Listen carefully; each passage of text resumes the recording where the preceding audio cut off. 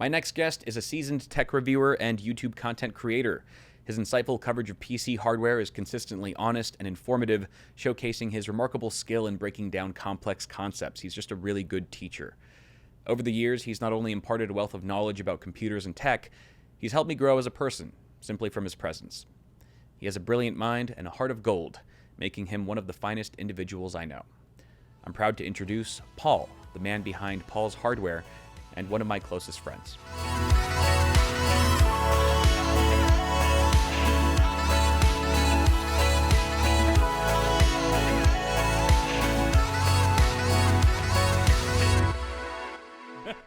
Are we already recording? Yeah, we are. Oh, okay. Then I won't talk about those things. Yeah, okay. I was gonna say. I was like, damn, Paul's being extra open today. No, I haven't.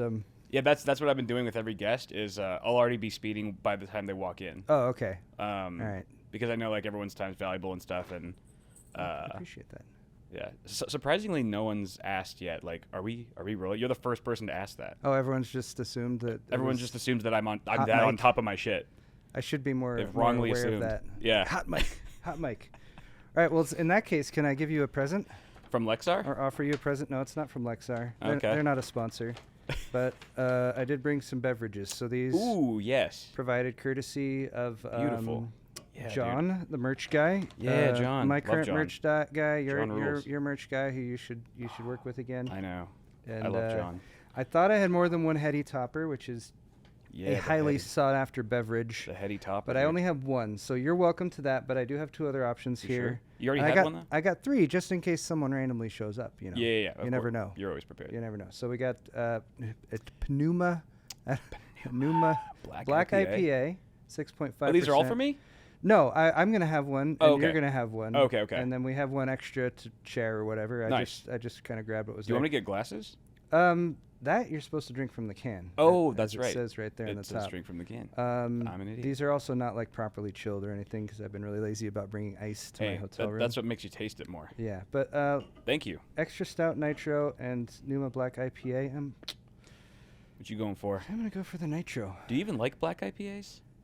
I like all beer to varying levels. Yeah. Just IPA. Just IPA. I like very little, but I still like it. IPA doesn't rank towards the top of the group, but there are plenty of. I like a good IPA. You like Pliny. Heady and stuff. Topper, Pliny the Elder. Yeah. Freaking amazing because they're well balanced. For the sure. IPAs that are like, let me hop it until you're so bitter like you can't taste anything else but bitter hops for the next week. Like those go a little bit past me. I really like those too though. Well, but this is fantastic. This is a double IPA. It's a double IPA. It's an American it's, double. It's 8%. IPA. Yeah. 8%. Very highly regarded on all of the beer review. Dude, if I have another interview after this, I might be a little tipsy. I mean, that's how you let the natural information flow. This is a sabotage, dude. I know. Trying to trip me up. Cheers. Cheers. Here's to going home after CES. Yes. I was gonna say to CES, but that's way better. Yeah. Oh, yeah. It's delicious. That's stuff. You can. Yeah, the extra stuff's. You can have some if you want. Totally fine. Oh, John sent me 3 4-packs. Oh, nice. So I have. I'm good. I want you to kill that. I appreciate that. I will. Definitely. I'll slay it. All right. Well. First degree. So how's it going? How's your week been? It's good, man. It's been awesome, actually. You've met so many new people, I feel like. I have. And I was a little nervous about it. I don't know why. I think more nervous about, like, will it go smoothly? Am I going to ask good questions? Am I going to trip up? Are you going to go too far? Did you go too far with any of the guests? I don't think so. I didn't push anyone on anything. I just let them be as open as they wanted to be. I didn't ask any, like, hardball questions. Okay. It was save those for Linus. Kind of save those for Linus. Dude, I've got some stuff like if Linus comes on. I'm not sure if I should reference that. Linus is incredibly busy. Yes. And yes. Who knows though? He might show up. Dude, because I will say there was one interview guest that kind of bailed. I won't call him out or anything, but they're like, yeah, we're too busy just working nonstop. And then Josh was at the MSI party last night, and he was like, yeah, they were there. I was like, but I feel like a lot of CES attendees count the parties as work. That's granted, ridiculous. granted, I feel like that would apply maybe less in this. That's a cop out in this situation. That's a total cop out, dude. But I will say, when Linus says I've been working nonstop, I know for sure. Yeah. He means it. And he has not been going to parties. He's not. No. And he has not. Unless he's getting paid for them. He has not been getting drunk or anything. Let's like be real. that. Unless there's an appearance fee involved. That's true. Yeah. He'll show up there, but he's not gonna like have a drink or anything. Yeah, exactly. But it's been a really good week. It's been a really good week. Everyone's been so nice. That's good. Everyone's been so chill. Just good vibes all around. How's your week been? It's been solid. I mean, we had one major snafu, but we were able to work around it the night we got here, and ever since then, I feel like it's been pretty gravy. It was literally like within the first hour or so that you got here, right? Yeah, we showed up, we unpacked. We had 2 videos to shoot the night we got here. Yeah. And the $10,000 MSRP editing system that we had built for Joe, the Threadripper 7970X, and 32 terabytes of storage, 8 4 terabyte NVMe drives, and 128 gig. I can see where this is going. G-Skill RDIMMs. Anyway, did several videos on it over the past month. Had already tested it, stress tested. It was good to go. Kind of last minute decision to bring it to the show, but we're like, all right, that's an intense build to bring. It is, anywhere. But I mean, that's the thing I kind of like about CES is I always drive here. I don't mind driving here. Yeah. It's 3.5-ish hours, and I feel like it's about the same time as a flight if you count like the time you have to get there early and everything. For sure. And it means I can take my truck and we can bring a heavier load, so to speak. True. Which meant we were able to pack a chair for Joe. Nice. Joe spends a lot of time editing the whole week. Joe's my editor, if you guys don't know. Yeah. Spends a lot of time editing the whole week. At Computex, he was sitting in a very not good chair, editing on a laptop with a like portable monitor next to it. So he had to be looking down the whole time. Right. And he said he got through the week, and he said the day he got home, he was like laid up in bed the entire next day with his just back soreness. Yeah, dude, and I was sucks. like, I feel so bad. And he's already got like back issues and stuff. Yeah. But like, dude, outside of that though, you do pimp out Joe pretty nice. Like if you guys ever stop working together, hit me up. Like I'll be your editor. Okay. Like, I don't know what other favors you're doing for him, but he's got it good. I might have gone a little beyond what I've done in the past with this recent build, but I was like, it's Threadripper. I want to build a system. It's like I don't need a new system right now. But Joe was on first gen, right? And he was ready for an upgrade. So it's going to be a beautiful system, right? Once we get it working again. Because to finish my little story was I didn't mean to leave a cliffhanger. We got here. Unpacked it. System is completely non-responsive. That's scary. Just zero lights, zero nothing. And if you've ever built a PC and had that happen, it's difficult to troubleshoot, especially if you're not at home with other parts to swap in, stuff like that. So I got as far as jumping the power supply. Yeah. And basically removing everything that was like RGB extraneous, not needed for the functionality of the system. Right. And it seems that Las Vegas has killed probably the motherboard. That's crazy. That was JJ's assessment. JJ from Asus, who's very knowledgeable in this area. Yeah. He said tempered glass side panels are way less good at EMI protection. Like, so you get electromagnetic interference, shocks, and if you have a entirely metal case with metal side panels with good contact points all around, right? If you shock that on the outside of the case, it's going to be dispersed pretty much around the case, and probably not affect the power supply. Yeah, or not affect the rest of the system. You're using the O11 Vision, but we're using the O11 Vision, which is pretty heavy on the tempered glass. Three side panels. Yeah. We're coming. We packed it up in Southern California, which I mean isn't like it's not like warm and humid there or anything. Right. It's not like a complete shift in environment. But yeah. But it's enough, apparently. It was likely unpacking it here in Vegas. There was probably some sort of static discharge. And like JJ said, if that is discharged to the wrong circuit in the motherboard, it can go through the chipset circuit, and he says it's dead. Dude.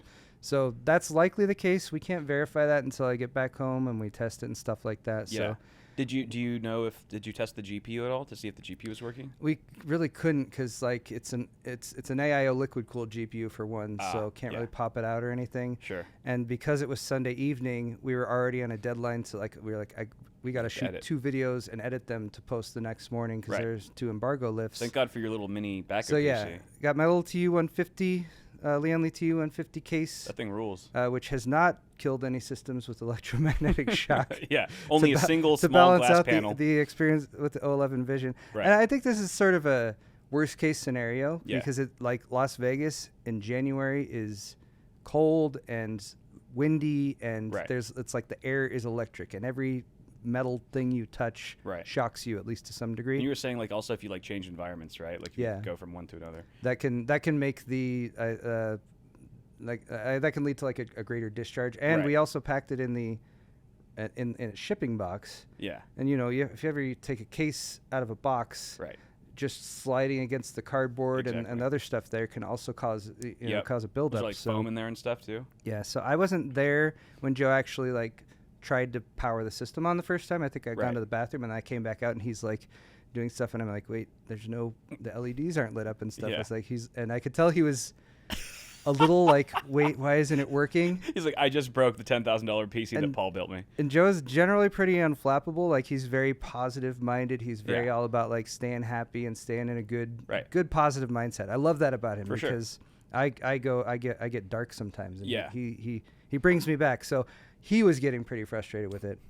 Anyway, understandably. Long story short, a little TU-150 system with the 5950X. We've used that for multiple shows now. It's been like a beast. I've used it for live streaming when we've done live streams. Yeah. And that system's still going strong. So we did a transition over to that, and we still have an editing system, and we've still gotten through the videos. So that's awesome, dude. That was it. Yeah. Everyone who's asked me, how's the show going? My initial thought was, it's going pretty good. Like we did have that one. We did have that one little caveat. Thing. I mean, look at it this way. Now you've got like a free content idea, a free video idea when you get back. Yeah. And like all the things you just explained, you could like, that's very useful information. Yes. Now. And this is, I will also say, every booth, not every booth, but all the different meetings I've been going to as we've been having discussions and stuff. I hope this is a refined version of the story that I've told you because I've relayed this to several people for sure. over the course of the show. Yeah. I have a fairly comfortable method of covering CES that I've developed over many years of coming here, and I try to balance it between getting a fair amount of coverage and not like stressing myself out too much or going over the top. I could probably dial it back a little bit still. You seem to have, for the most part though, it seems like you've kind of broken it down to a science and kind of like hit your stride, and like you're definitely well into the groove of how you approach these things, events. Thank you. I mean, it's, and different years I feel different about it. Like this year I feel like I had a little bit more brain fog going on as I was going to the suites or whatever and getting the rundown of here's this product and it does this and here's the launch date and here's what we're hoping to sell it for. Yeah. And like in the past I've been pretty good at like, all right, I'm absorbing that information and then being able to kind of shoot my video and relay that. But I think this year I've been spending a little bit more time being like, what was it? What's the price in the when is this coming out? So but we've gotten through it. The only video that I fully gave up trying to remember anything was JJ and the Asus coverage. And they were a sponsor. So I was like, you know what? That's any JJ video. There's no way I'm gonna provide any sort of level of detail comparable to what JJ just has in his brain and can say. Yeah. So I was like, let's mic up JJ. Yeah. And for better or for worse, it ended up being a 44-minute video. Jeez. But for people who really like the Asus hardware, we had really good coverage of like a lot of the stuff in their booth. For sure. And JJ just has that ability to. And I like that JJ. He'll say the good stuff and the bad. Yeah. They have a couple new AIOs that they're expanding the lineup, and they're using the new Asus Gen 7, whatever the latest Asus Gen pump is. Yeah. And JJ loves his products. He has a very, I think, personal attachment to a lot of them, which is why he can talk about them so enthusiastically. For sure. But it's very genuine and everything. But he's like, this pump is, it's going to give you a little bit better performance. It's going to operate slightly higher RPM. It's going to be a little at the expense of a little bit more noise. Yeah. And I just like the way he kind of give you the pros and cons rather than purely sticking to just the glowing like everything's awesome. So definitely. No, JJ rules. It's very rare when you hand like some manufacturer rep a microphone. It's like a badge of honor. You know what I mean? I don't like it's to a do flex. that. I don't like to do that. Yeah, only with very select, Yeah. the very select 1% of reps who know their shit and who are chill, and just really on top of their game. And also, like you said, I think being genuine and not trying to just blatantly push some corporate agenda or whatever down your throat. But I do remember, like, dude, the dude can talk. I remember one time when we were at Newegg, and you were and JJ were in an interview. You were filming, and Josh and I were just chilling in the back, like watching, and we were waiting to go to lunch. And then you guys just kept going and going. And then just the exchanges of glances me and Josh were giving each other, like, oh my God. We're hungry. Yeah, dude. It was like 2.5 hours in. We're like, oh my God, dude, this is crazy. But JJ's awesome, dude. That guy rules. He is. Yeah, he hit me up, or he hit up the business email, and Josh got it and was like, he wanted me to come by the booth, but we told him that, you know, I'm just doing interviews, and the thought occurred, like, maybe have JJ on. But you could do that. Maybe I will next time. But I also just don't know how I would keep up in a conversation with him, dude. Sometimes, like, it's intimidating. Sometimes I'm just like. The other thing about JJ is that he's really got he's one of those people who has an amazing brain. Yeah. He's incredibly intelligent. He's incredibly good at absorbing information, and he knows, like, you think, like, wow, he must spend all of his time on Asus products, and he knows everything about that. He must do nothing else. Oh no! You can bring up, like, almost any topic with JJ, and he will have this depth of knowledge about it. Right. That is beyond what most people would even do. Weren't we actually, it might have been at that lunch after the interview. He was like telling us about, like, how spoons are made or something like that. Probably. Just like just some random thing. Supply chain of how a spoon is made. It's like, how do you know this, dude? I mean, that's important though. I mean, to have that. Because I mean, yeah, but he was to have that ready. I mean, at any given. But I remember it so vividly because he's like everyone knows what a spoon is and how to use it. And we're surrounded by it, but do you actually know where they come from, how they're made, and do you appreciate the craftsmanship? I was like, dude, this guy's on another level. I can't be hanging out with these good influences. It's like when we first started doing stuff together back in the Newegg days, there was once or twice where I was like, oh, I'm going to bring up this subject that I feel like I know a little bit about, and maybe I can share something with JJ. No, he already knows more. He already knew more than me. You can't out JJ the JJ. You can't. But he's like I said, for an interview style, something like that. Like, he could talk about anything. Like, I'm sure he'd be happy to talk about Asus products or whatever. But he's honestly, like, I'd like to have him in and just talk, like all my interview guests this week. It's like tech was a part of it. It's kind of like the focal point. But then, like, we just started talking about, like, their personal lives and how they got their start with just social media and tech content. And everyone's just had such incredible stories, really, and they're also different, because I think I was saying this to you earlier. It's like there's no standardization for getting into social media. It's not like you can take a major in YouTube. That's why every time people would ask me, how do I do what you do, and I'm like, I couldn't tell you. Yeah, right. Yeah, exactly. You get lucky, kind of being at the right place in the right time, and having kind of like, you need some kind of launch pad. I feel like at this point you need some sort of boost, right? And that could be anything from, like, being attached to a company that already has a fair amount of reach. Like, that was kind of our starting out point. And Linus, we had Newegg, same with Linus. Now though, you have so many various individual creators who already are huge, right? And it's like, if you can get their notice, and they like, oh my gosh, look at this, and share that with their audience, then you can start to gain some subscribers or whatever. Assuming you're making something that's interesting enough for people to come and watch. Yeah, exactly. I feel like were there any other, like, weird ways that people got into it? Like, I mean, I think it was just like okay, so one of the guests, Peachy Tech, Christina, I was like, how'd you even start? Like, how'd you even think to, like, start making tech videos? And it started because she was modding her GPU. She was, like, taking it apart to spray paint the shroud and stuff. Okay. But she started filming it because she needed to remember where the screws went. Oh. But then it was just a practical reason. And then she's like, this is kind of fun. Like, something just clicked. Yeah. And she posted it. It was like, in case anybody else has this problem or needs this help.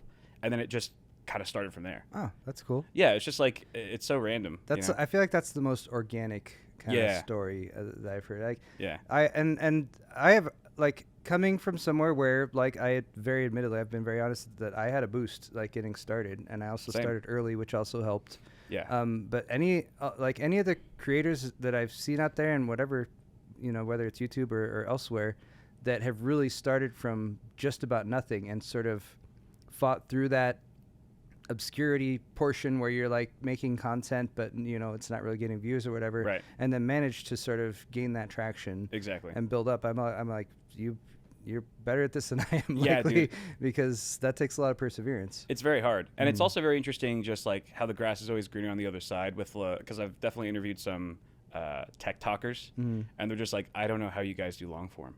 Like, really? It's like they can make a viral 60-second short, and which I cannot do. I have no idea how to do it.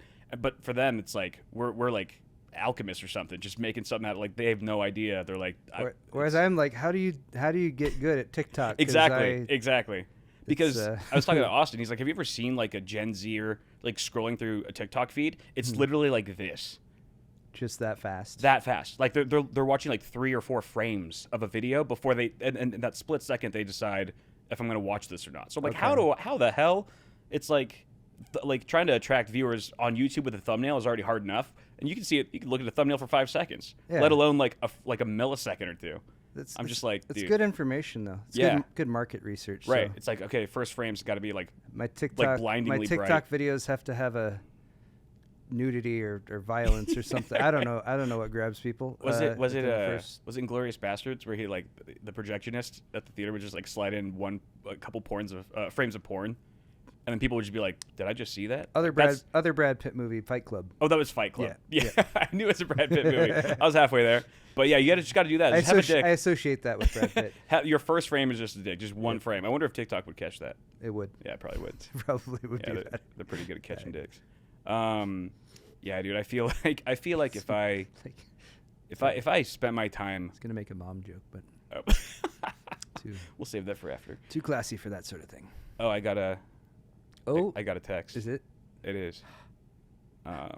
Hold on. Might not work out. Oh no. Oh. Those hard drives over there. You have mechanical hard drives. Yeah. Why do you have? You have to watch my interview with Mr. Easter. Oh, okay. They're a prop. Yeah. Okay. I will then, because I'm curious. Hey, big shout out to Thermaltake for hooking it up at CES 2024. So they dropped some seriously cool cases at their booth, and guess what? They teamed up with Asus to birth the Series 330, a mid-tower beauty that's all about those cable-free vibes with Asus's BTF motherboards that put all the connectors and headers on the backside. Clean look? Check. It supports up to 7 120mm fans and a 360 radiator at the front. Oh, and the case on display, you ask? Rocking that awesome hydrangea blue to celebrate Thermaltake's 25th birthday bash. Black and Snow White versions are hitting shelves on January 10th for $109.99 USD. And the hydrangea blue option drops on January 4th, same price. Now let's talk about the CTE E600MX, a real head turner. Dual chamber mid-tower with edge-to-edge glass panels for the ultimate build peep show. You can even swap the front panel with an included mesh panel for more airflow. How cool is that? Plus the whole 90-degree rotated motherboard and a floating like a boss vertical GPU thanks to a handy mounting bracket and PCIe 4.0 cable, which are both included.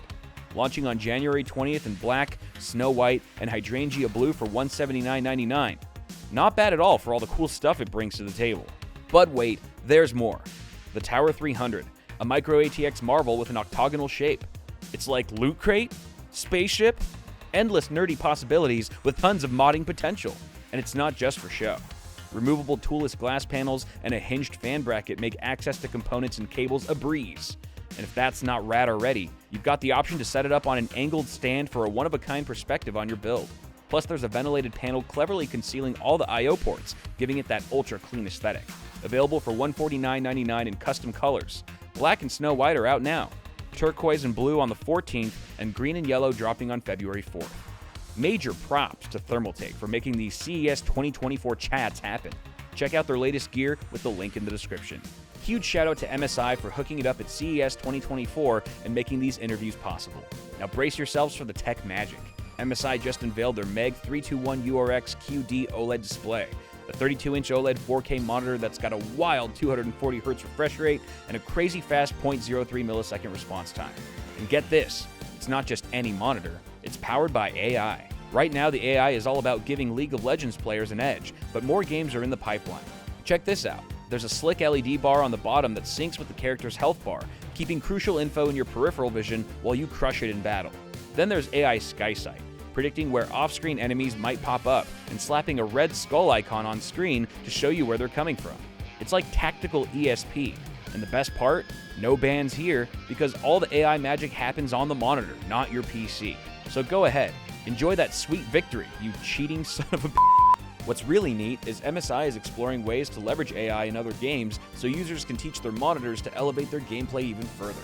But wait, there's more!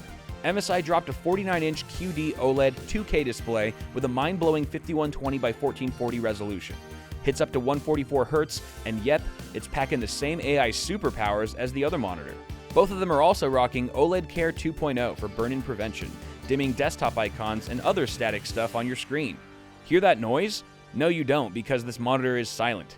This baby is fanless, using a graphene film to conduct heat like a champ before exhausting it passively out of its ventilated back panel. Want to dive deeper into all the MSI awesomeness? Hit up the link in the video description.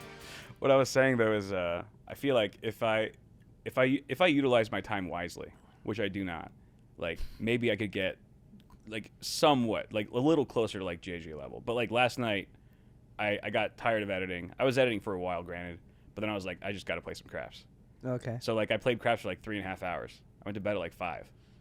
But physical craps here at the casino? Yeah, at the casino. Oh, okay. Yeah, I'm not gonna play on my phone if I'm in Vegas. I thought you said okay. I thought you said you were playing with your girlfriend.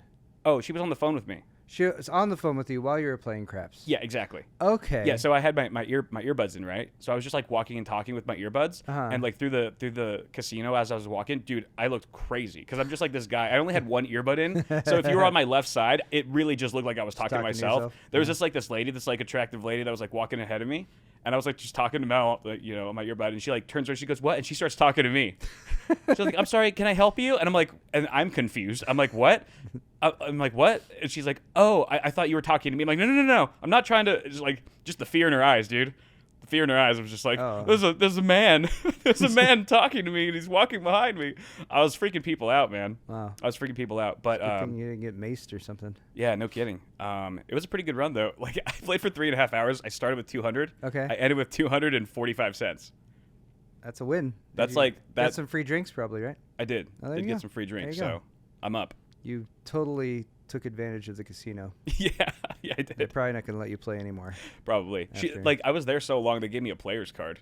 Really? Yeah, because I was the only one at this bubble craps machine for the entire 3 hours. Not one person sat down. Oh no, it wasn't a full-on craps table. No, it was just the individual machine. Okay. But it was like the machine that has like 6 seats around it, so you're all rolling the same dice.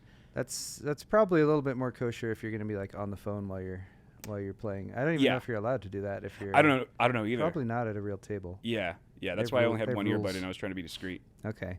But then I really looked crazy, just like gambling and talking to myself. Like my interpretation when you explained to me was that you were like playing a craps like online game or something like on your phone with your girlfriend. Oh, okay. No. And yeah, anyway, so no, she despises gambling. I'm glad that's been clarified. She's just berating me every time, like, "Oh, I just lost $10." Oh, she doesn't like gambling. No. Okay. She's like a penny pincher, dude. She's like the opposite. Okay. She's very frugal, which I need. I need that, dude. I mean, she saves every plastic bag. But what about the thrill of the win? Like that's what I say. You know, when you hit your pass line or whatever. Right. I forget how craps works, but no, she's just die of anxiety. You know. See. But you need to have her experience that, then she can become a full-time degenerate gambler. That's the goal, dude. Yep. Any other hang-ups for CES week? My hang-ups mainly have been that I have had lots of people asking me to promise things. Vendors, stuff like that, just people, you know, like they want to work together, they want to get some videos made, they want to get exposure for their products, which I totally respect and appreciate. Yeah. But mainly because of family. Like I don't want to make promises and commitments that I know in a month or 2 months or 3 months I'm going to feel obligated to fulfill. Right. That's why I don't make promises, is because I think I'm reasonably good at following up on them. Yeah, exactly. Because I'm trying to set aside a sizable chunk of my time right now for family, because my daughter is 4. She's going to be 5 in May. Yeah. And she she likes me right now. Yeah. She right, wants yeah. she wants to hang out with me. Right? Like, Daddy is awesome. And the dark ages are coming, bro. I know. The dark ages so are but nigh. I don't know whether it's a good thing or a bad thing that I know that's not going to last. Yeah. But because I know it's not going to last, I'm like, I don't want to spend a bunch of time making videos like because I know when I'm older and I'm looking back on it, I'm not going to be like, oh, it was great that I made that extra video that week or whatever. It's going to be like, no, this time I spent with my daughter, building Legos or, taking our dog for a walk or going to the park or whatever, all the various activities we do. Yep. That's like my top priority right now. For sure. So. And your priorities often shift as you get older. Yeah. Like as you settle down, as you start your own family. Like, I've talked to such a range of people this week from, this one kid who's 21 and he's like, yeah, I'm like shooting like, 25 videos this week, or like he's just like on it or whatever. Jeez. And then you talk to someone who's like got a kid back home, he's like, I'm taking a few pictures, I'm getting the fuck out of here. It's just like, bare minimum. It's also like first CES versus 10th CES. Yeah. It's like it's different. Have you met many like first CES people? I don't know about first, but definitely some second. You haven't been wandering around as much as I have. Right. Just some second timers. So more or less they're like Mr. Easter. This is his second CES. Okay. Yeah, he said like the first one. It's like it's funny to see everyone's learning curve with this type of thing with this event because he's like, yeah, I like booked it last minute and like everything was booked or like super expensive. So I just booked this random hotel. It was the shittiest. It was so bad. Like he was like, I just woke up in the middle of the night. Like there was screaming in the middle of the night. Oh God. He said he boxed his door. Oh, no. just to secure it. Worried someone's gonna like just bust it down and rob him or something. Wow. Yeah, dude. That's like the bad hotels in Vegas, like stuff like that, and then also just any amount of distance you have from the main Las Vegas venues, like getting anywhere. Yeah. I was at the convention center today. It's my last day here. I like going to the convention center a little bit at the end of the week. Yeah. It took us about an hour to get back from the convention center. It's unreal, just because of the lines for the shuttles and everything. Yeah. I was hoping it would be a little bit faster than that. If I had known it was an hour, we probably could have just walked in like maybe a half an hour. Right. And like it's cold outside and stuff, so it probably wouldn't have been that bad. But yeah, navigating like that's like there's this learning curve to CES.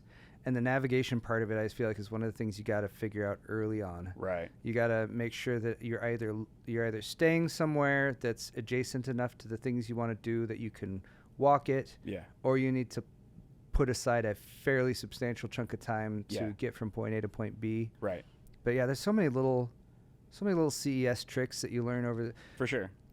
All right, here's a CES tip for you guys. This is a pro tip. Okay. Like not many people know this. Paul's tip, baby. Let's go. Pull it up. If you're at the Venetian Palazzo Expo Center, which is between the Venetian and the Palazzo, and it's one of the biggest areas for CES, I think, outside of the main convention center, and it's where a lot of the PC tech hardware people get set up.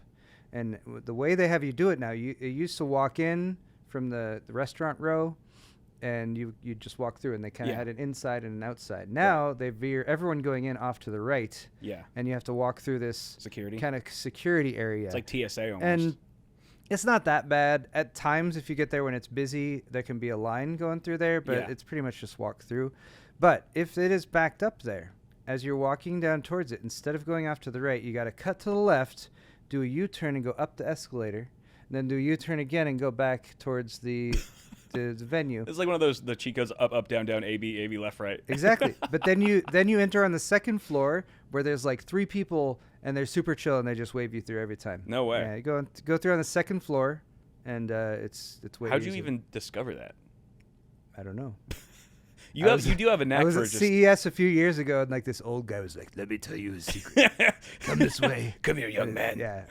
I was an adventurer like you once. I don't know where I learned that. I don't remember exactly. I know that's crazy. Yeah. I must have been like with someone else, probably a vendor. Okay. Who was an exhibitor, Yeah. And they were probably like, "Come this way, don't go that way." Right. Like you get stuck in the line or whatever. So. Damn, dude. Well, I guess that trick doesn't work anymore now that you told the whole world. I mean. Hopefully, if you drill down, the people watching the podcast, people among that group who also go to CES. Yeah. I don't know. Maybe we should be all right.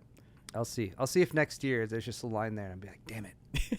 Shouldn't have told people about this. Everyone turns around and says, "Thanks for the tip, Paul." At the same time, in unison. It's all my fault.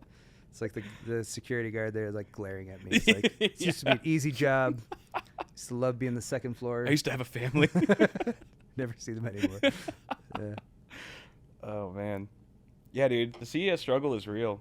There's certain. I mean, there's always like issues that pop up that are like unique to that particular year, and then there's just like certain things that you just deal with, like that are consistent. Yeah. Like you were saying, like the hotel chairs are terrible. Hotel chairs are Especially if you're editing for hours on end. It's like my back was hurting, dude. Even in the nicer hotels, it doesn't seem like they want to provide you with like a decent ergonomic setups. I mean, armrests. None of them have armrests. That one kind of does. It does? But it's just like the back support is trash. Oh, yeah. There's just no back support, no headrest. Just different chairs on the Venetian side versus the Palazzo side. Oh, really? Yeah. Slightly different. They got to differentiate it somehow. Venetian's cool. Dude, honestly, though, I would love to do this again, like the interviews for like Computex. Mm-hmm. But how the hell am I going to do this in a Taiwanese hotel room? Like, they're so small. Well, I would have to get like a baller-ass suite. I'd probably have to get like an entire floor. I'd say you have two options. One would be Hyatt. Yeah. And again, I don't want to give too much insider info that suddenly spoils it for anything, but this comes from Steve from Gamers Nexus, which is that if you're going to Computex and you want to stay at the Hyatt, which is one of the nicer hotels in that area in Taipei, if you book super early, like in November, he said it's basically the same price that we were paying to go to Sparkle. Damn. Yeah, you just got to book it really early. That's nuts. And I was very close to doing that. I actually had booked. Like back in November, I was like way on top of things, booking Computex lodging in November of the year before. That's smart. But then I also checked a Airbnb that was also recommended by Steve, where they stayed at least once or twice. Yeah. And I ended up booking that. Nice. It's a 3-bedroom, so I don't know what your Computex plans are. That's a good idea. But if it has, if it's nice enough. For that sort of purpose, I'll let you know. Please do. But I am still scarred over that one time we had an Airbnb and I just got bit up by a million mosquitoes. I know. I was itching, dude. It was. I hate bugs. I will shoot all the interviews on my bed in a hotel if it means I don't get mosquito bit. It's really funny because we had, I think, 5 people who were staying in that Airbnb, and everyone except me, like I think the room we were in maybe didn't have quite as many mosquitoes in it. Maybe that might have been it. Because I was like, it didn't seem that bad to me. But you and Joe are both like getting eaten up. You will never have me stay there again. Which is why we've gone to Sparkle for quite a few years now. Yeah, Sparkle Hotel. It's cool. Can't beat the location. Yeah. But Sparkle's like it's a floor 0 and floor -1. Right. You're like it's below ground level. Right. So even the upper rooms that have windows, it's a window onto like a wall. Yeah. With like if you look up, you can see the sky and whatever. Joe's a prison. I upgraded Joe's room for last year. Yeah. And so he actually had like this wall with like plants on it and stuff. So it did look nicer. Nice. And for him being in the room all the time, it was a better situation. But then he had the chair and the laptop issue that we're gonna hopefully deal with this year when we go. Yeah, you definitely gotta can't bring all the same gear overseas. That's rough. I need to. I want to hopefully pair up with a sponsor, like maybe a Cooler Master or something like that, That's who smart. who can provide us with like a chair and maybe some full size monitors. That'd be cool. That we can just sort of use while we're there and then return. Yeah. That way we don't have to worry about shipping something, and we have a much better solution for the hours of editing that Joe dedicates. It's Joe's birthday today. Oh yeah, that's right. Yeah. Nice. Happy birthday, Joe. Happy birthday, Joe. Damn. That's cool. Yeah. I love Computex, actually. I do I like too. it more than CES, I gotta say. I do too. And that's saying a lot because I love Vegas. I mean, the statement I always make about that is that I love Taiwan and Computex and going there and visiting. Yeah. And just like CES is scheduled at the worst time of year to go to Las Vegas, outside of maybe the depths of summer when it's blistering hot. Right. Computex is scheduled at one of the worst times to go to Taiwan. That is the terrible part. When it's like pre-typhoon season, maybe you're getting some rain, but it's just muggy and hot, and being outside is not comfortable. Right. It's not a good time for tourism, which is why they do a convention then to draw people in at a time when they otherwise would not be busy. Same reason CES is first week of January. Yeah, dude. When nobody would be coming to Las Vegas because everyone's tapped out from New Year's and all the holidays. I would put extra T-shirts in my backpack. Because I was just showing up to meetings, just pits and all. Drenched. Dude, drenched, man. I go through like 3 shirts a day, 4 shirts a day. It's like the second or third year that we went, I tried to develop this method. I was like, I know I'm going to be hot. I'm not going to be sweaty. I want to be somewhat professional. So I got these like, they were Tevas, Teva shoes. Oh, yeah. So they were kind of wraparound. Okay.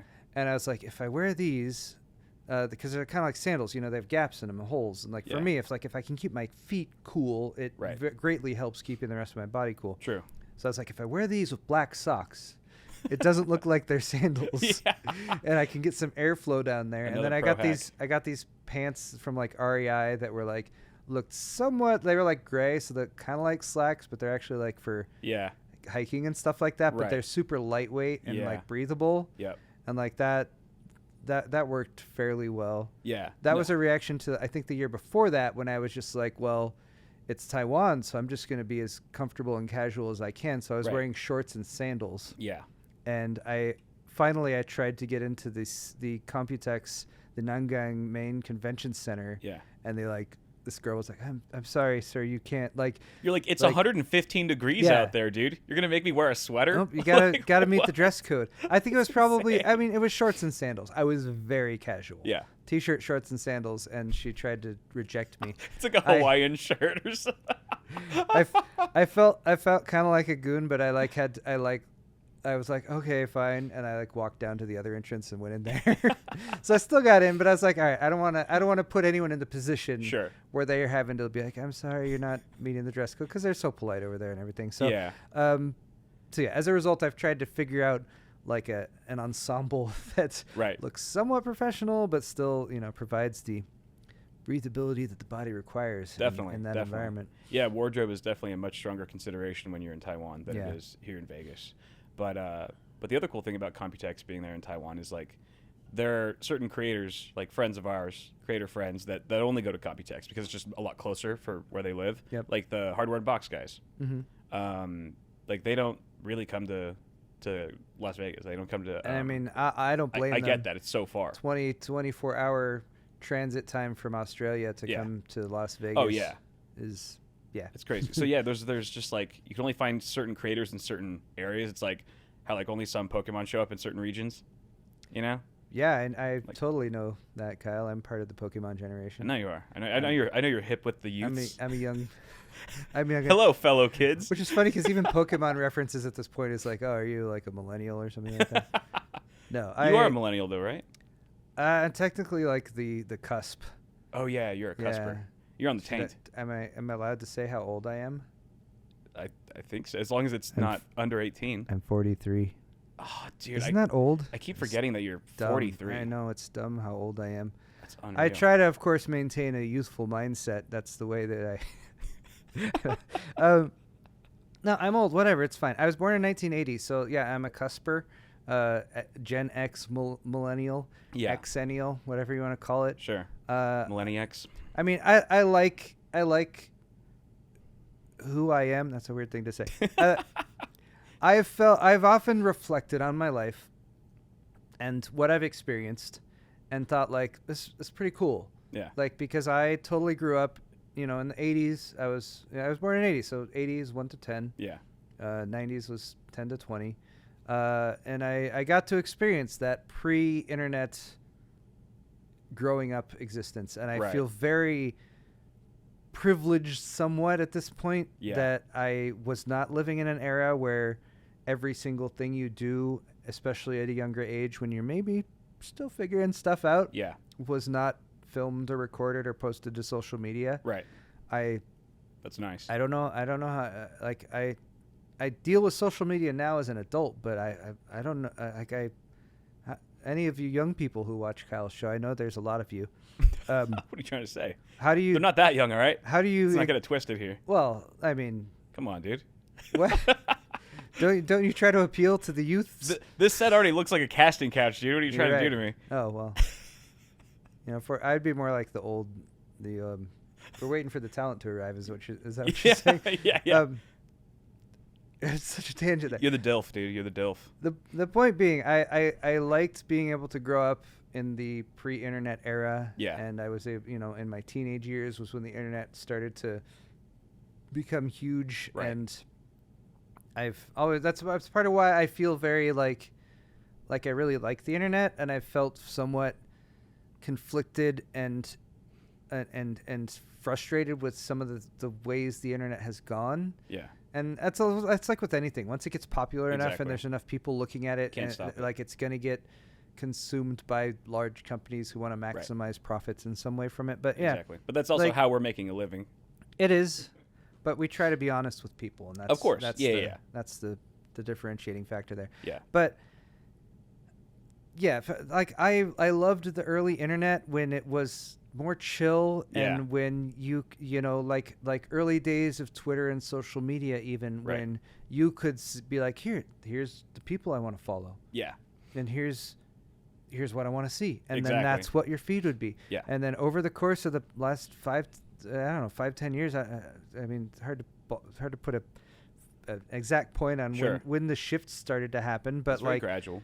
Like, it's why I'm like, I don't mind TikTok, because if you watch TikTok, there's interesting things that pop up, but I still miss that. I still miss when the most popular things allowed you to choose exactly what you saw. Exactly. And TikTok and YouTube Shorts and Instagram is copying TikTok, whatever thing. Like, all of these things are built in a way that the algorithm can feed you what is most effective. Right. And I don't blame the companies for setting it up that way, I guess, but I'm also like, I try not to look at TikTok unless I have nothing else to do. Right. I call it garbage brain time. Yeah, and it really that's is. what I call it in my head. It's like, if I'm if I'm done with all my stuff, and I'm at the end of the day, and I just want a little bit of entertainment. My mind's not in a place where I'm going to do anything productive. Yeah.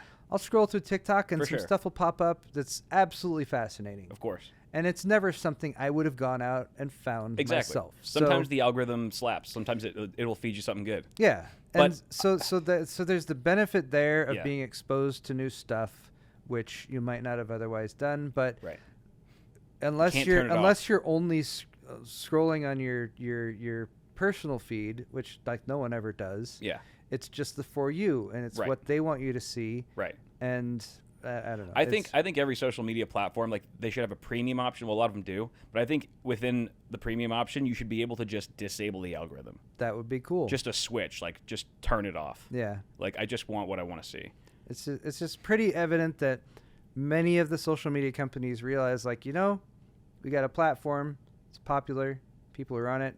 What would be great is if instead of showing these people the things they want to see, we show them that what we want to see. Yeah, right. We could make a lot more money that way. Of course. And I know, again, there are some nice things about that. There is some cool ways of discoverability. And I will say one thing that YouTube has been doing recently is they've been feeding a lot more really small channels. I don't know if you noticed that. No, I haven't. YouTube definitely did another algorithm changeover. I mean, stuff changes all the time, but it seemed like there was a fairly significant one back at the beginning of November when they changed up the way monetization works. Right. That's when I've noticed the shift in view counts for several channels. Yeah. Unfortunately, my channel was negatively impacted by that. My view counts have definitely gone down. Same, yeah. A lot of ours. I'm going through it. It's fine. I don't care. The people, I'm making videos for that smaller group of people who are still watching. That's all I care about now. But but yeah, as that changes, it seems like they want to do stuff, and I think the term for it is churn. So they want to pick, instead of only showing the most popular, viral, whatever stuff that everyone's watching. Right. They want to dig down, and they want to find some more of those lesser known channels that maybe aren't getting a lot of views, but if you start popping that into the recommended feed and people start watching it, I think this is also a TikTok reaction. Exactly. Because TikTok is really good at that. Yeah. If you start on TikTok, chances are they're going to pick one of your videos that actually gets a fair amount of views on it. Right. And that's how TikTok is digging up good content creators who are making interesting content. Because they have a chance. And it's a good method. Yeah. And it's as someone who, as we talked about earlier, I think came from a little bit of a point of privilege where we had kind of a boost going into it. Yeah. Which shout out to Linus. He was the one who gave us that initial shout out when we started our channels. And I appreciate YouTube doing that because I think smaller creators and people who are just starting out should get some exposure. Definitely. And it shouldn't be an environment where there's no chance that you're going to get any views on your content because you don't have any followers yet. Yeah, exactly. It's like also don't be fooled. Like YouTube doesn't care about you and your small channel. Not you personally. They want to find something that will keep more eyeballs on it. Yes. More eyeballs on it, and they're probably realizing like, dude, we're losing creators, or like the potential for creators. No one can scale on our platform like they used to. So they're all going to flock to TikTok, Instagram. We need to get back some of that market share. We're losing a lot. We're losing the battle here. So, it's for better or worse, it is giving those newer guys that are young creators more of a chance to actually thrive on this platform. And so what those people should do is get in touch with us and tell us how to do TikTok. Yeah, dude. Properly. Let's shake some hands. Let's have a meeting. We need to absorb the life. I mean, metaphorically, of course, the lifeblood of the young people. Yeah. No, that's edit that out, Kyle. That one. Wait, I missed it. I was reading the text. What? I missed it. Nothing. I was just talking about eating. No, that's eating what, Paul? Yeah, I don't What's know. Paul eating? I was trying to make something that sounded like a vampire, sucking the blood of. Oh yeah, of the youth. Of the youth. Yeah. Picking their brains. I'm speaking metaphorically again. Of course. To reiterate that, I wouldn't actually do that. You've been drinking kids' blood with all the presidents. That'd be horrible. We won't get into that. I feel like we're going towards a different subject. It's getting bleak. bleak. Topic there, Kyle. It's getting dark. Thank you so much to MSI for making these CES 2024 talks possible.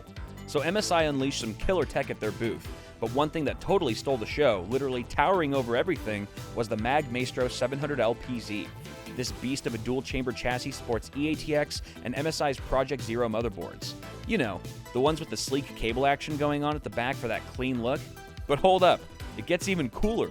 The case is a single piece of CNC'd aluminum, meaning zero panel gaps. Add in that one-piece glass panel wrapping around, and you've got yourself a stunner. Ready for some extreme water cooling too. 3 360mm radiators, kind of extreme. What? This unique bad boy, the Mag Maestro 700L PZ, is hitting stores in the next month or two with an MSRP of $379.99. Now, if that's a bit too rich for your blood, check out the Mag Pano. This one's got a more budget-friendly price tag, coming in ATX and micro ATX sizes. US market gets 4 pre-installed fans, or you can choose a fanless version for the international crew.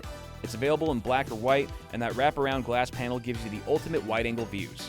The case features solid cable management behind the motherboard with plenty of room, and these cool hinged cable covers to make stubborn side panels a thing of the past. With so many Project Zero builds on display, it's no surprise that MSI is also flaunting their line of clutter-free boards, featuring the B650 chipset for AMD's Ryzen 7000 series, and Z790 and B760 chipsets for Intel's 12th, 13th, and 14th gen CPUs. Back Connect design for effortless cable vibes, robust power delivery, and extended M.2 SSD heatsinks, they've got it all. Not to mention 20 gigabits per second USB, Wi-Fi 7, and 2.5 gigabit LAN for that extra sauce. Available now, so get them while they're hot. Hats off to MSI for making these CES 2024 interviews go down. Scope out their latest gear with the links in the video description. Thanks a million to Thermaltake for backing my CES 2024 chats. Now about those fans. Thermaltake's kicking it up a notch. Forget the old ones. These new Tough Fan EX and Suave Fan EX models are on another level. Why? They've got magnets that let you link them up, waving goodbye to that cable chaos. Coming in 120 and 140mm options, these fans only need one cable to power up to 3 fans at once, making PC building a breeze. Need to clean, mod, or swap the blades? Easy peasy. Plus, all the fans include some lube so your little propeller doesn't dry out. Thermaltake's not just stopping at fans, no. They're diving into the racing sim world with the GR500 cockpit. It's got it all. adjustable fiberglass bucket seat, pedal mount plate, and a sturdy frame that's pre-drilled for all major brands like Thrustmaster, Logitech, and Fanatec. And hey, if you're into that triple monitor setup, they've got a stand for it. Picture this: 3 of Thermaltake's 32-inch curved monitors with all the bells and whistles. Quad HD resolution, 170Hz refresh rate, 1 millisecond response time, and sleek bezels for an immersive edge-to-edge view. Want the deets on all of Thermaltake's latest tech? Hit up the link in the description. I don't know, like, YouTube tech has gotten so serious. It's gotten really serious. In some ways, it has. More serious than it used to be. A little bit more combative. Yeah. Yeah. And I don't know how to assess it. I don't know how to say, because I mean, you can't have everything all nice and peachy and everyone's friendly all the time. You gotta have some a litmus test. Yeah. At times for, to make sure people are, just generally speaking, doing the right thing. That's a very vague, but yeah.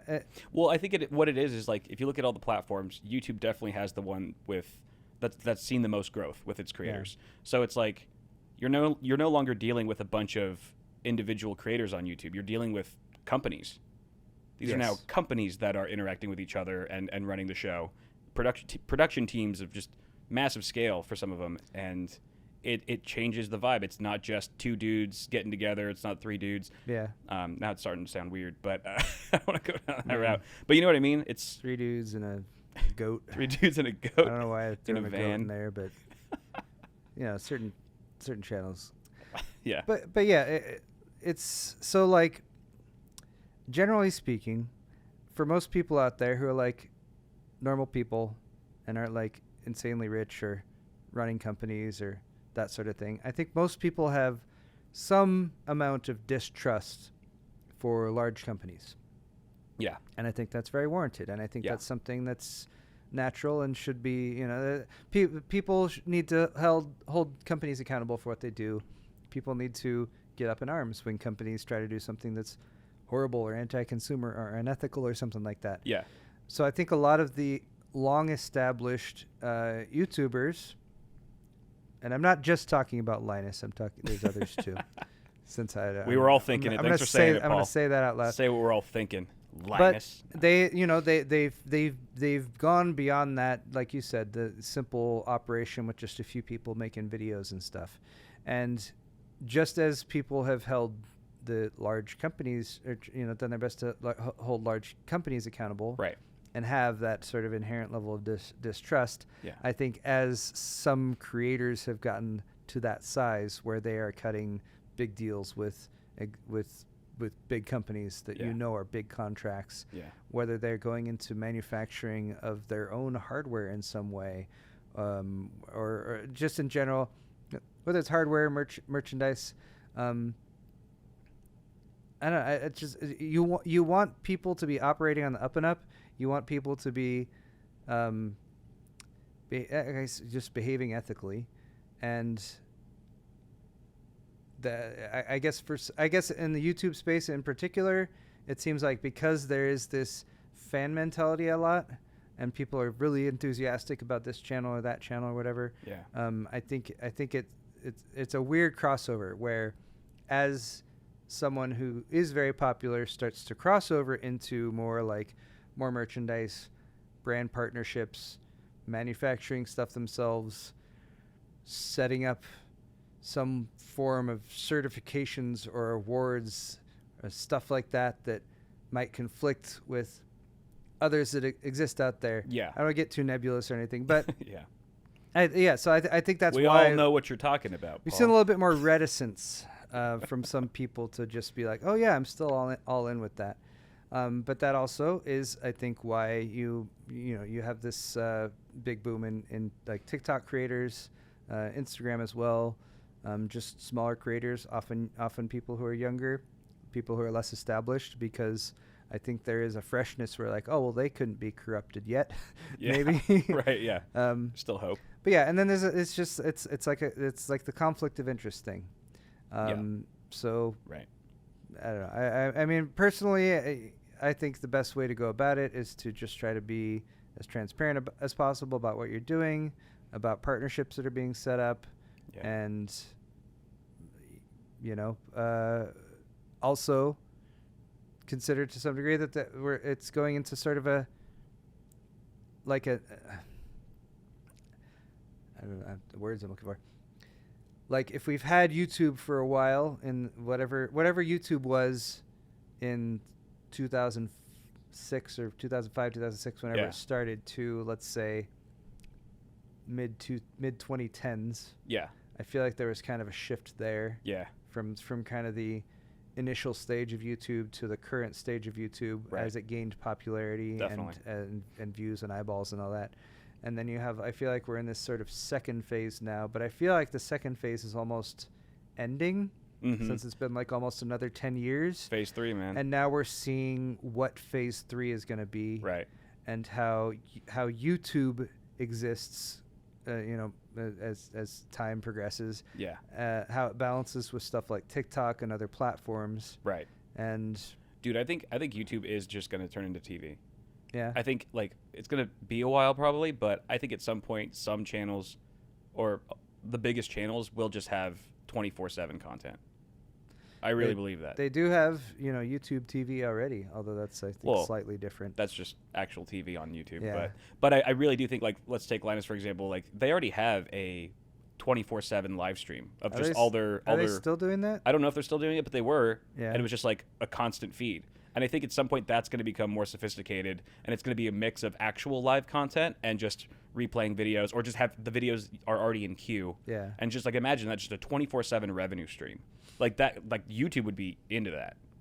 Any platform would. YouTube's into anything that will, again, keep the eyeballs on the video. Yeah. So I mean, it's like, are we growing, or are we just kind of revolving or resorting back to like this old school technology that is TV? You know what I mean? Where we're just constantly plugged in, and like the ads are going to be, it's like you're just going to have just as many ads, if not more, than TV.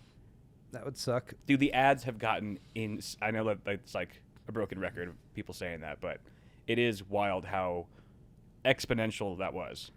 I feel bad because I have YouTube Premium, and I never like pitch that and say, hey, everyone get YouTube Premium or anything like that. Yeah. I have it because it's a platform where I make my living and stuff. So I was like, it seems reasonable for me to sign up for that. But maybe I should turn that off from time to time, or just go in an incognito mode and see exactly what's being fed. Yeah, dude. On the videos, because this stuff, like I would always in monetization of my videos, and I did a video on this back before they made the change in November. Yeah. I was like, YouTube has notified me that they are taking away some of my choices for how the videos are monetized. Right. Because I've always made videos and I've tried to stick to this principle. Like I've always tried to make videos that I would want to watch. Yeah. And I've always tried to set up monetization and ads and everything in a way that I personally am okay with. So that's why I do short form 20 to 30 second ads that are inserted towards the beginning of every single video that's clearly separate from the rest of the content. Yeah. And I always do timestamps so anyone can jump past it if they want. And I've always done not the bare minimum in terms of ad monetization, but I've always done just basic monetization, short ads, and never mid-rolls. And pre-rolls the post-rolls I've gone back and forth on, but I don't even think that's an option anymore. Yeah. So YouTube took away the ability for me to be like, I don't want any long ads. I don't want the possibility that a 5-minute ad's going to pop up. And even though they're skippable after 20 seconds or whatever. Right. Like I still just find them irritating. Dude, I don't know how long they've been doing this, but like if you're watching a video and I think mid-rolls are enabled, even if you like scrub back to go rewatch a part of a video, like an ad will play. You have to watch the ad again? Yeah.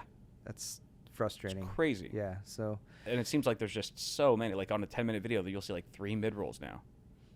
And it's pretty rough. And it's kind of just it's like the story of how everything has gone in our lifetimes. Of like, something gets good, and people like it, and so you get a large amount of people who like this thing. Yeah. And then eventually it's like, oh, someone comes in who's like, well, obviously we could be making more money with this. Yeah. Let's try to optimize it. I worked at Newegg with you. Let's try I was there. I think of it as min-maxing. If you guys are any of your World of Warcraft players, old school out there, or it's the terms used elsewhere, whatever. Nerd. min maxing is basically like the core term for like ultimate optimization of something. Yeah. It's like, I don't know. Why does it say min? What's the? I know minimum, but what is that? Like you're going from min to max? You're trying to minimize extraneous waste. You're trying to minimize extraneous time. Like in World of Warcraft, it's talking about like how you kit out your character and how you optimize like your skill chart and your skills, so that when you're out there doing DPS or whatever, you're going to be outputting the maximum amounts. I've always understood the max part of it. I just didn't know where the min came in. Is it just like you're minimizing resources that you're using? It's minimizing waste. It's like you're getting rid of anything that might be considered wasteful or extraneous or taking up time that might be otherwise dedicated towards maximizing. Yeah, maximizing. I mean, it's a general kind of more broad term. Yeah. And if I'm mislabeling it, like you guys, they'll let you know. Please feel free to correct me in the comments. But on a fundamental level, it's still the same thing. And it's like with your Twitter feed or your TikTok feed or anything like that. We would love to have that nice, comfortable experience of 5-10 plus years ago where I'm just scrolling and it's only showing me the people I want. Right. But someone at the company and someone at Twitter at some point was like, well, if we could show them these other things, we could be making more money. Right. Whether it's showing ads or, that optimized content to grab your attention more effectively. Well, this was the reason that you and I are doing what we're doing now, is because that's why we left Newegg for the most part. It is? Thought that was because of Heather. Well, Heather being the name of our old boss, not my ex-wife. should mention that. We should clarify. We should clarify. No, I mean, at least in my mind, like we started the YouTube channel, or I guess you did, and I came in shortly after. We grew this really small team, just kind of like a little rogue department, and it was cool in a way because no one gave a shit what we did. Really, we were sort of hands off. Why? Because we weren't making any money. Yeah, it wasn't lucrative. Small, and then at some point we started getting some traction, more views, and then people started, like the higher ups started seeing dollar signs. Yeah. And then suddenly everyone wanted their hands on it, and they brought in a new creative director, and there was this whole shift in the entire department. Yeah. And the direction that the YouTube channel would be going. And it was not good. It was not good. This lady was like from QVC, like Home Shopping Network or something. And I was like, why did you pull someone from home? Like she was trying to sell computer parts to nerds like they were diamond rings. I was like, she has no idea. She might know like Hollywood and TV production side, but she was clueless. And I don't think she even knew that very well. Probably not, dude. Just she was good at schmoozing or something. But you and I were like, this isn't fun anymore. And so I was like, I'm putting in my 2 weeks. I'll never forget the day, dude. It was just me and you in like the back room, and I was like, I think I'm gonna quit. And you were like, this is you. You're like, really? And I'm like, yeah, dude. I think I'm gonna put in my 2 weeks. And you're like, I want to quit too. And I was like, dude, you should do it. And you're like, I need to talk to my wife. Yeah. I'm gonna talk to Diana. That's exactly how it went down. And I remember it very well as well. It was the same reason. It was Kyle's idea, and it was thanks to the support of my wife that was like, me too. For sure. I think Me Too movement. Yeah, it was absolutely the right decision for both of us. So thank you for being the catalyst in that. I feel like if I had waited much longer, you probably would have done the same. Honestly, I might have, but sometimes it helps to have that little bit of encouragement to do something that that is slightly more uncomfortable or feels like it's a little bit more of a risk. It was less scary, just that we were doing it together. Yeah. I was like, okay. So that was cool. But we're like a married couple at this point. Dude, you're the only interview guest, by the way, who I haven't made my bed for. I made my bed for everyone else. Like you and I we're like a married couple that stopped trying. You know what I mean? I didn't mind. I was like, oh, Kyle. Yeah. Looks like you had a good night's sleep last night. Yeah. So I see that as a sign of respect. Exactly. I think really is what it comes down to. That's right. But yeah, I mean, to go back to the thing we were talking about, if I can try to crystallize my thoughts on that in some way, it's that I think that the wasteful part, the frivolous part that a lot of companies look at, and talking very generally here, that has been like minimized so that they can maximize the amount of dollars. Like, that's the thing I miss. Yeah. I want there to be some inefficiency Right. with my social media feed. Exactly, yeah. In terms of making money for the company. Right. I want the businesses who have crazy amounts of control over these things to be okay with doing something that is going to help people's like mental health. Yeah. Or like just feeling positive about themselves. Yeah. Versus going for the thing that they know is going to drive the most views and the most eyeballs, which is often stuff that's negative and controversial and hateful and, you know, people yelling at each other and everything like that. Right. Reddit is probably the social media that I use most often. Yeah.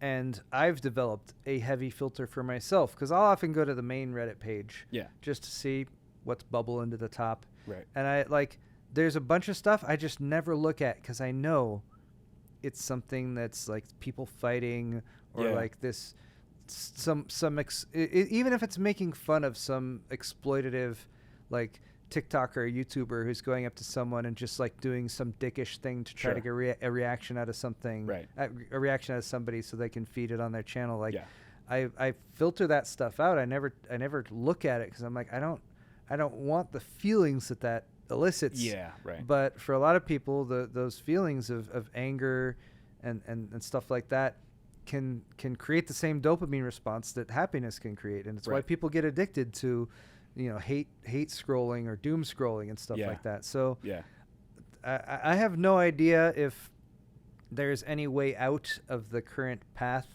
that's like social media in general is on. Ah, man. I don't know if there's going to be some higher level of people, you know, some group of very powerful executives who actually aren't assholes who get together and like, you know what, guys, we have billions of dollars each.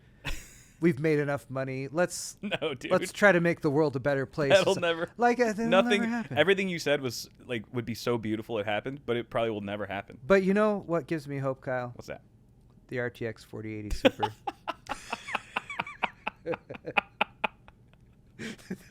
Thank you for watching, ladies and gentlemen. The RTX 4080 Super, Kyle. Nobody expected it to be $1,000. Everyone was like, of course it's going to be $1,200 or $1,400 bucks. And again, it's like YouTube. It's like NVIDIA doesn't care about you. They don't want you. They don't want to save your wallet. Yeah. They just don't want to look like assholes, and they don't want people flocking from their platform, from their product. But you know what? They made it $1,000 instead of $1,200, and all of us like beaten dogs crawling back. Dude. Oh. Yeah, we're desperate. It's not $1,200. Yeah, right. Thank you, NVIDIA. Are they going to lower the price on the 4060 then? No. Probably not. Which is like the only one card that people can afford. The only card that has an official price drop, because NVIDIA hates to do that. Yeah. They hate to drop the prices on that card. Yeah. It shows weakness and vulnerability, and nobody wants that as if you're NVIDIA or whatever. The only card they dropped the price on was the standard 4070 non-super, which went from $600 to $550. Yeah. So that they can make the 4070 Super $600. Right. So they can make the 4070 Ti Super $800. Right. And redo the stack like that. So there's no more regular 4080. Yeah. I think that's funny. The 4080 started out with 2 variants. And now it has 0. 16 and 12 gig, and now it's down to nothing. 4080 has been erased from existence. Right. But yeah, I don't know. Okay, apart from the 4080 reference, if you step back and look at the arc of time.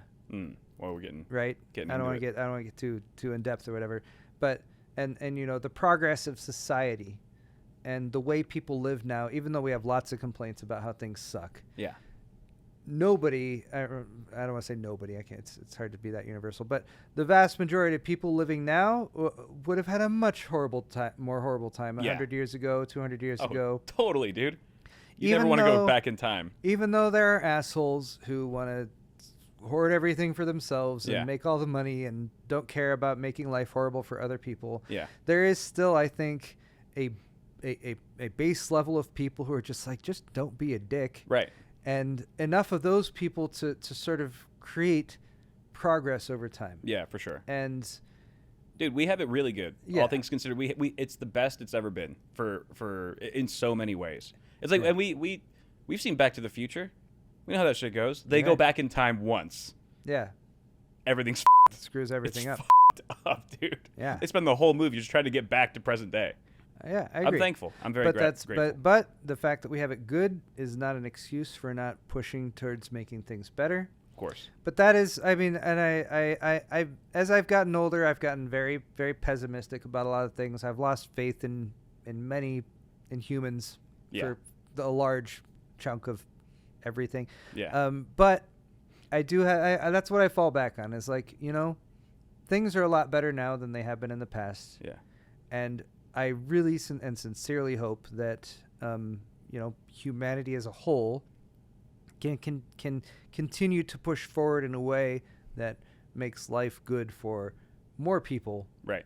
Not just for, a few people who are running the show. I think that's a very good and wise approach and difficult approach to take, Paul, is one of I can't influence it. I can't do anything about it. No, this is like what I want. Yeah. That'd be cool. It's just like butterfly, flowery thoughts in your head. Yeah. But to be positive, like to know that things are kind of up, but to still have some hope that things could get better. Yeah. But also to not let your guard down and be critical where you see fit, because that's really the only way that we progress. Yeah. I think that was very well said. I couldn't have said it better myself. Thank you. But we've been running for a while, dude. Thank you for taking the time to sit down and talk. Thanks for inviting me over. Of course, dude. Always a pleasure. I love you. We got another beer to drink. Yeah, we do. We'll do that off camera. We'll do this one off. Adios, ladies and gentlemen. For the after party. Cheers. Bye, guys.